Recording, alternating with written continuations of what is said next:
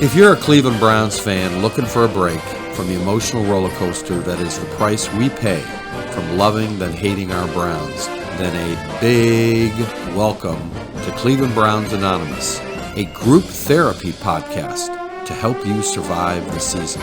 So let's start our meeting. Hi, everybody. Here's another episode of Cleveland Browns Anonymous. And with me is Brooke Riley. How you doing, Brooke, on a sunny day? I'm good. Got the hoodie out. It's a little chilly, but I think summer's over. Yeah, so do I.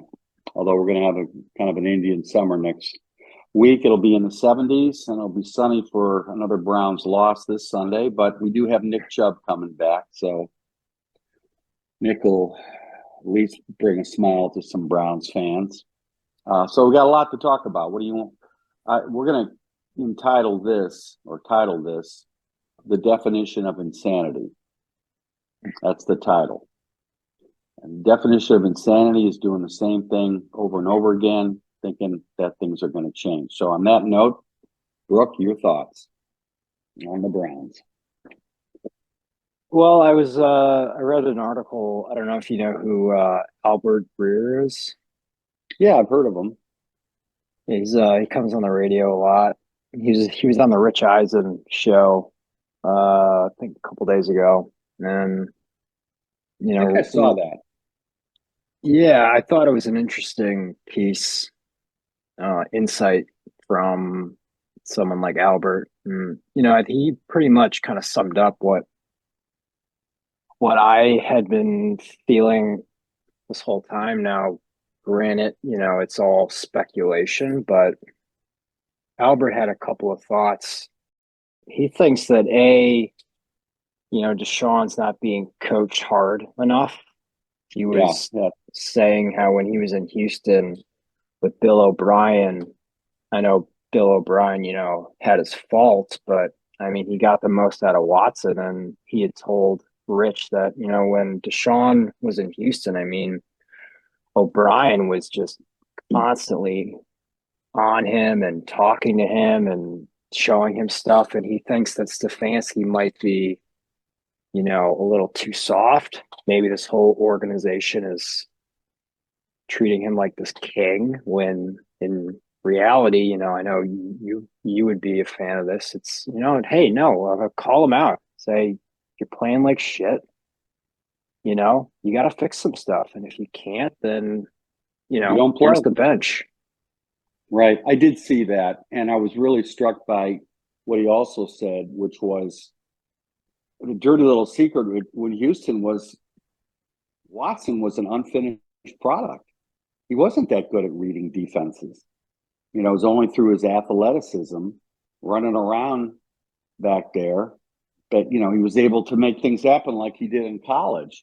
But, the pro game has gotten more and more sophisticated, and Watson needs to do some major catch-up, and I don't think he thinks he needs to make a major catch-up. And that was what Greer's point was. And unfortunately, I think we have a coach in Stefanski who just does not have those skills in his coaching toolbox to get tough on players. I mean, look what happened with Clowney a couple years ago. I know I said this in an earlier podcast, where Clowney was acting out in front of Joe Woods, and either Joe Woods or Stefanski did anything about it. Didn't read him the riot act. They said, "You getting out there and play." And I think what strikes me about Andrew Berry, the shit that OBJ pulled on Baker Mayfield, releasing that tape, I think these guys, Stefanski, Joe Woods, maybe Andrew Berry, they are not good at confrontation. They just, it's sort of like that scene in Ghostbusters at the beginning when Igor, along with Bill Murray, Igor played by Harold Ramis, my famous analogy, I use this a lot. They're down in the basement of the New York Public Library. They see a ghost, and what does Igor do? He looks at his ghost hunter scope. The ghost is right in front of him. He tries to bury himself into his facts and figures. I think that's what we're seeing with the Browns. They just can't pull the trigger on something that is so obvious, and the fan base is just going through the 5 stages of grief now in this season. Your thoughts? Yeah, I mean, I think my thoughts are, Albert summed it up. Deshaun's owed $46 million this year, fully guaranteed, $46 million next year. I think what the Browns are doing is like, look, we're stuck with this money for the next 2 years. Like, we need to see if there's any way to salvage what this situation. And like, the scary part is, I mean, we just need Deshaun to not. I mean, right now he's out of 32 quarterbacks. I think he's ranked like 33rd. 33rd out of 32 for a guy who's getting paid that much money. So I think the Browns, I mean, I'm sure if they're in these meetings, they're like, listen, we made a huge mistake, but we're stuck with this contract. We need to see if there's any way to fix him. And I think if at the end of the season, if it's the same thing, then, they'll find a way to either like they'll cut him and just eat the loss, or they'll bench him. Well, go ahead. I'm sorry. Yeah, I mean, I've seen enough from him I just, my gut is telling me that he's not the guy. He won't be the guy. I think mentally, I think he is just all in his head. I think,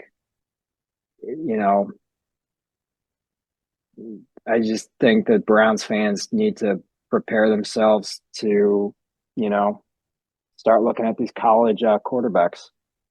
Well, which I'm fine with. Like, it's like, hey, yeah, it's like, I want what the Commanders have. I want what the Bears have. I want what the Broncos have. Just give me some young guy who's young, who's talented, who Stefanski can groom, who can, like, I just need someone serviceable. And I would prefer if it's someone who's a rookie. Yeah, but look, here's where we get into our subject, insanity, the definition of insanity. We saw this with Baker Mayfield. Part of developing a quarterback is like being a parent. There are times when you have to give him a timeout, sit him down. I mean, really, it's dawning. I mean, I think Stefanski is a great coach for Jacoby Brissett, Case Keenum, maybe a DTR, certainly a Joe Flacco, where you can get on the same wavelength with these guys immediately and then start adapting his play calling. It's not the play calling. It's the coaching of the Baker Mayfield, which was a young quarterback that was being developed by the Browns organization. And his last year, he gets OBJ throwing him under the bus. He's playing with a bad shoulder or whatever it is, which is affecting him. He doesn't look anything like he looked at the previous year. And how does Stefanski coach this guy? He should have sat him down, hurting both physically and mentally. And he should have called out OBJ, locker room back. But instead, he buried his nose into his play sheet, like what Pat Shurmur did when he was head coach. Pat Shurmur or whatever. Remember when Colt McCoy got knocked out? And Shurmur is so busy looking at his play sheet, he doesn't even notice the guy's got a concussion right in front of you. I hear you, but the difference is who drafted him? Who drafted Mayfield?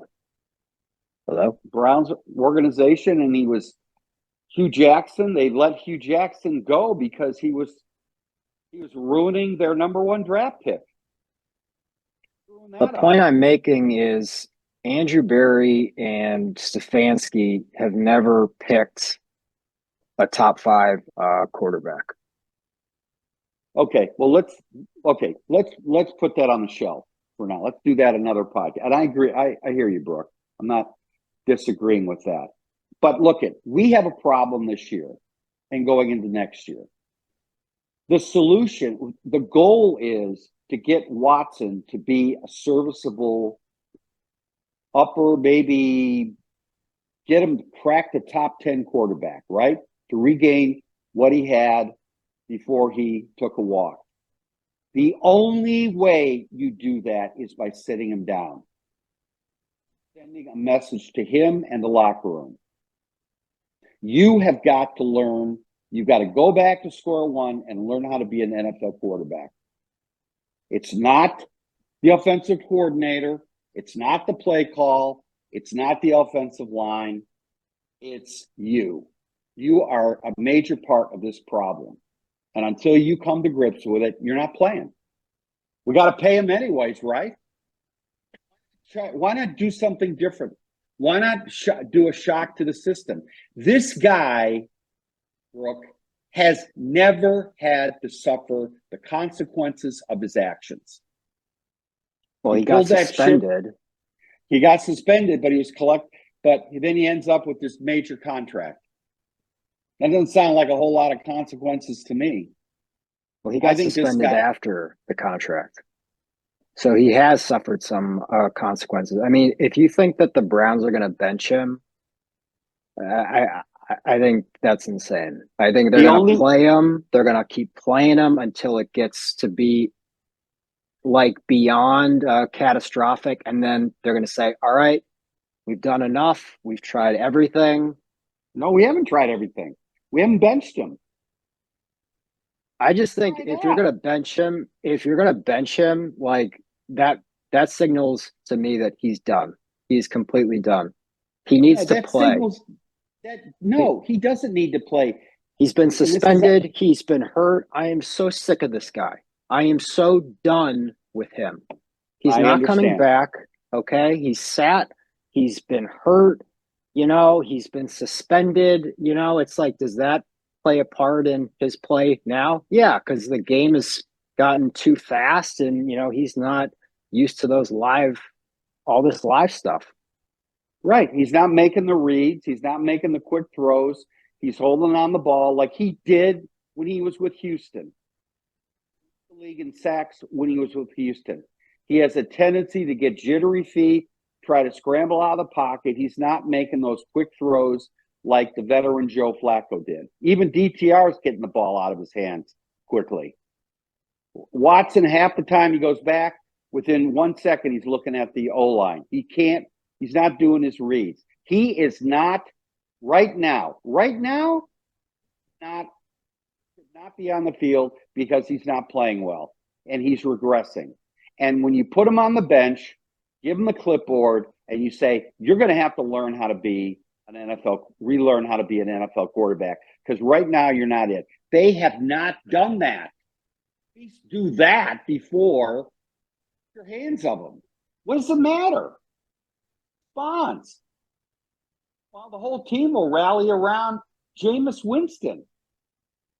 Stefanski comes in here, his first press conference when he was hired. He talks about being accountable. Accountable. There's no accountability here. They're warping that. Say bench him. You say play it out. Right? Am I getting you right, Brooke? What you're saying?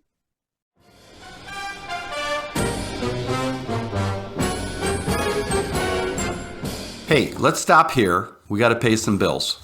30 seconds, and we'll be back. Getting your house ready to sell, or you just need some basic repairs, and you can't get anybody to come out or even return your phone call. Then call Riley Painting and Contracting, your home mechanics, for all of your home repair needs, from electrical, plumbing, roof repairs, and getting your house ready to sell. 45 years in the business, a AAA on the Better Business Bureau, and we're on the preferred contractor list in Cleveland Heights and Shaker Heights. You can contact us by calling 216-371-8160 and leave a message. And guess what? We'll call you back.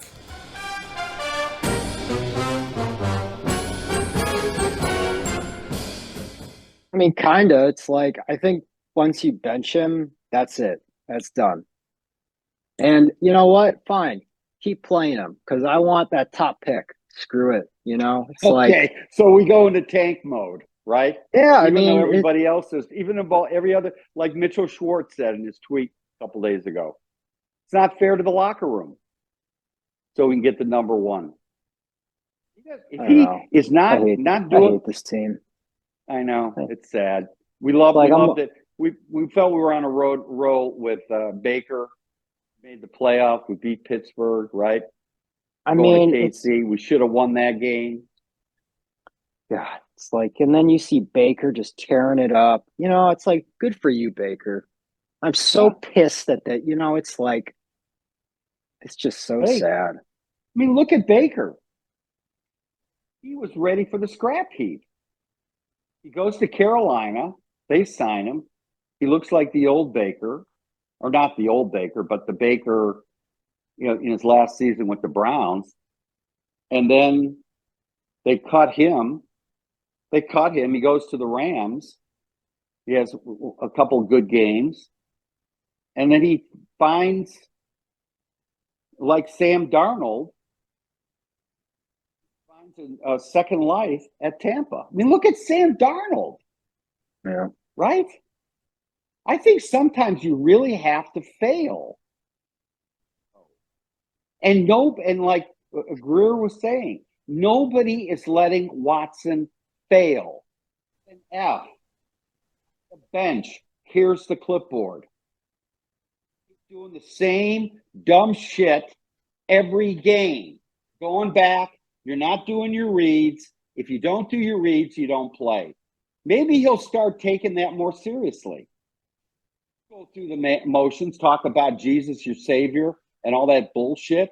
No. What you're going to do. This is what we practice. You go out in the game, you don't do it, you're on the bench. You don't clean up your room, you don't go out.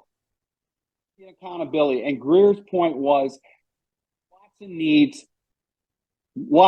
a cold shower. He needs a seat on the bench, and he needs to understand that he's got to earn his place. And right now, he's not earning it. That's what Bill Parcells would do. He got there. When he told Phil Simms to do something, he didn't do it. Simms was on the bench. Parcells, we're not arguing about this. He made Parcells a great handler and developer of quarterbacks. Look at Baker. Okay, you were saying, Brooke, look at Baker. Yeah. He goes through his wilderness. He comes out the other end. He's with the team, and Baker's flourishing, like Sam Darnold's flourishing. The irony of what? We're going to pay all this money. He's going to go to another team with a Parcells type coach, and he's going to become the old Watson. How do you like that? And we're paying the bill for that because he's with an organization that's going to get the best out of him. Right now, that's not the Browns. That's my point. Your thoughts? Yeah, no, I think you make a lot of sense. It's like, I don't think Stefanski has it in him. And if he doesn't, then you shouldn't be coach of the year. Yeah. You wonder if Vrabel is waiting. Give it to Mike Vrabel, because Mike Vrabel will get all over Watson's ass. Fuck yeah. Absolutely. And it's like, and so will Schwartz. You've got two alpha guys, and then waiting in the wings, Ben Crone. Ben Crone could be what Cowher was to Pittsburgh, to special teams. I mean, we got a crisis, not only a quarterback, we got a crisis in head coach. Because I don't buy this thing that Haslam calling the shots. That is bullshit. Because if Stefanski simply said, nope, he's on the bench, we're playing him, what are we going to do? Fire him? Team contract too. And he'll walk out of there and the phone won't stop ringing to people who want to hire him. Now he looks ineffectual as a coach. He's as damaged as Watson is, the way he's handling this. Yep. I mean, he keeps coming out like he did. Remember with Baker? When Baker was as bad as Deshaun. As bad as Deshaun. I don't know about the last 6 months. His numbers are, I mean, they're comparing him to Jamarcus Russell, his numbers. It's that bad. Look at Baker, those last 5-6 games of that season. 4 interceptions in Green Bay. We could have won that game and made the playoffs. Then he plays in Pittsburgh. He gets sacked 7 times because he's not getting rid of the ball. Those 3 or 4 games, those last 3 or 4, the Detroit game, if it wasn't for the defense, a rainy day, a return, INT, pick 6, whatever, we're not winning that game. And Detroit was one of the worst teams in the league. Those last 4 or 5 games, look it up. Bad as Watson. Stefanski kept playing him, even though the playoffs were makeable, even though Case Keenum stepped in, won a game for the Browns, said Baker's got to sit. Stefanski would have had him out there. We've got 2 problems here. We got a problem with the head coach. We got a problem with the quarterback. They're both enabling each other. Haslam, Jimmy Haslam, you know what I'm saying, Brooke? To Stefanski? Watson, play Jameis. How's that for ownership, Brooke? Well, speaking of that, we got some breaking news. And the Cleveland Browns are planning to leave the city of Cleveland for a $2.4 billion dome in Brook Park. All right. Hopefully Watson won't be there. Hopefully Watson won't be there.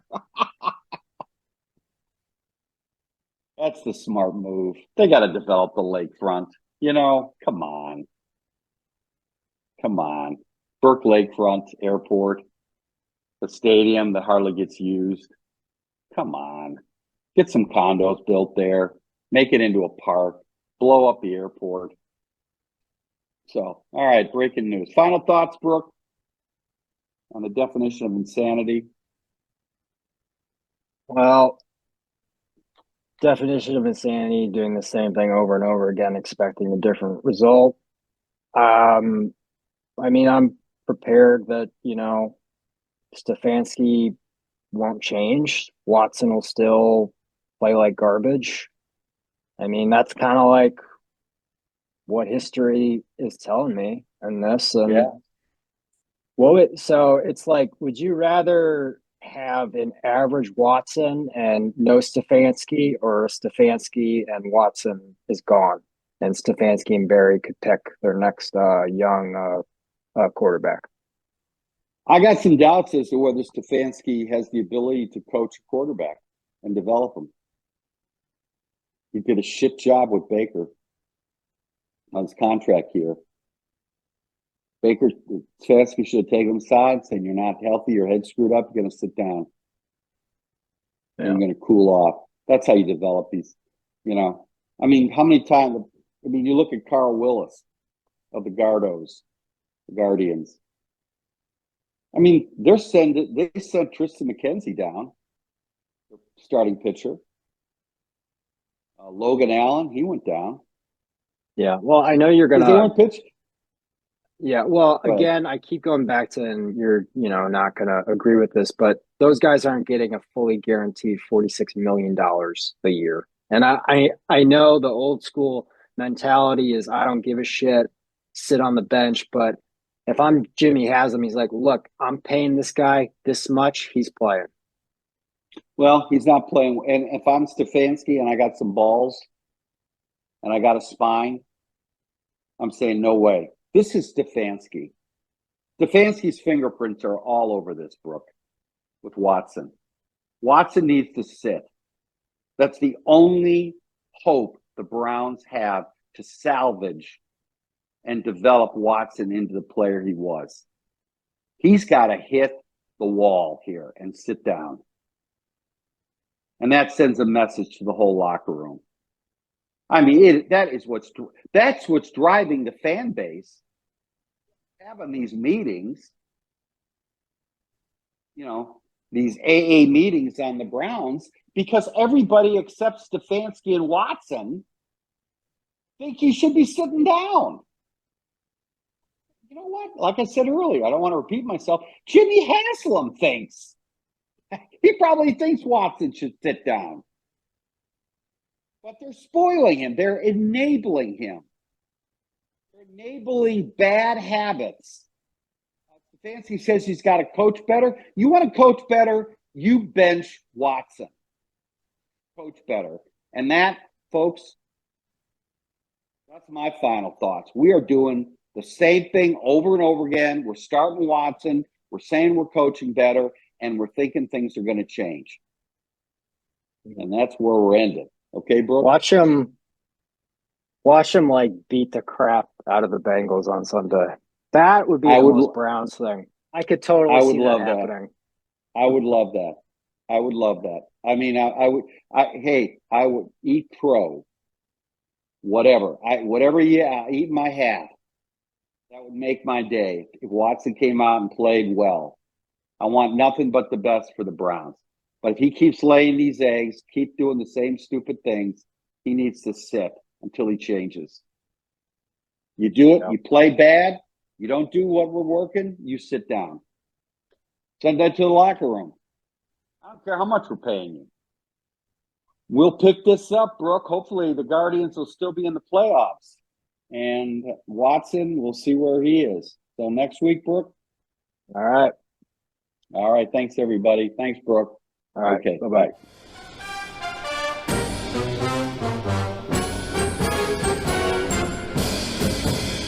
Thank you for listening to the Cleveland Browns Anonymous podcast with Mike Riley.